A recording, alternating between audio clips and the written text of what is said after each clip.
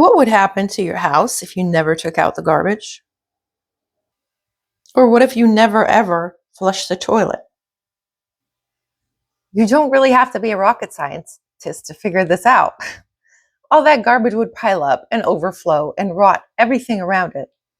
Same within the toilet. All of that waste would pile up and overflow and ruin everything. What does this have to do with anything besides it being so obvious?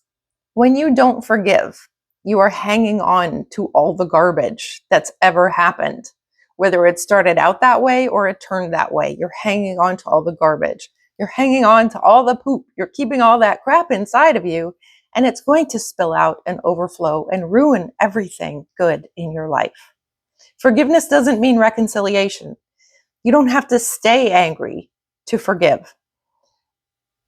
Forgiveness, part of the process is anger. You feel the anger of what happened and then you release it, just like flushing the toilet and taking the trash out.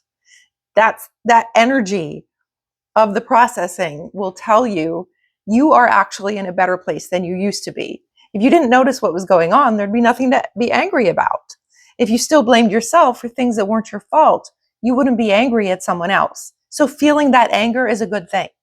But holding on to that anger, it doesn't do anything besides keep you angry. It actually harms you and other people that are in your life now, and does nothing to harm or punish the person that is out of your life who actually caused the pain.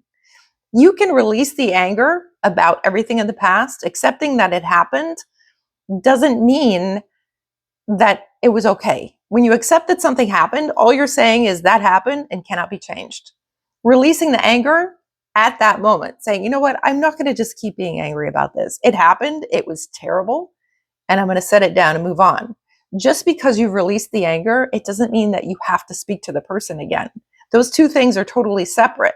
You don't need that anger to keep them away. Now, if you were at the grocery store and you bought some berries that looked like strawberries, but they weren't strawberries, and they poisoned you, they made you absolutely sick. Maybe you'd be angry. How could that store sell that? Or why did they look like strawberries if they weren't strawberries? Would you need to be angry to never eat those kind of berries again? If you then learned that those are poisonous berries and there was a mistake and they were at the store, or some unscrupulous grocer decided he was going to try to pass them off as real strawberries to make some money, you don't need to stay angry to not eat them again. Once you have the wisdom, you say, oh, I know what those are. I'm not doing that again. It does no good to be like, I got poisoned by those and I know what those are and get those away from me. The anger is just the loss of control within yourself. The anger says that you are still possessed in some way by the person or people or situation that harmed you in the past. You may not be able to drop all your anger all at once. I still have anger from things that happened 20 years ago. But when you recognize it and process it, processing meaning reframing things, look at what you learned or who you became after that, who you chose to become, not in credit to somebody for them being a jerk, but in credit to you for what you decided to do with something. If you've been harmed, especially if you were fooled and harmed, what you were given is compassion. Compassion meaning now you understand why someone would stay or someone wouldn't see things. You have that compassion. So the forgiveness of that situation doesn't say, oh, that's so great that that happened. It says, okay, that happened and I can't change it, so I might as well take the good from it and move on with my life with that. So again, forgiveness, it does not mean that it's okay or that you have to talk to the person again or that you have to think they're wonderful, because you can forgive someone and still think they're an absolute jerk. You don't have to pretend to like them. You can forgive to someone, never speak to them again. What determines if you speak to them again is trust. If the trust is shattered and they don't even see their part in it, they have no interest in rebuilding, you're just done with it, there's no point to reconciling or staying in contact, because that broken, shattered trust with no chance of being rebuilt is always going to be a point of contention or enormous arguments. If you actually wanted to rebuild trust with them and they were completely open, recognized what they did wrong, all sorts of that stuff, that trust would determine present and future if they're to be in your life. Forgiveness is about the past and only about the past.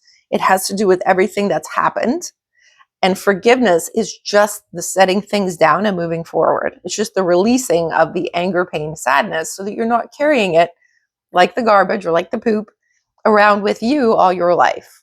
That's what forgiveness is. Sometimes when people learn this, they go, well, you should use a different word than forgiveness. But that's what forgiveness is.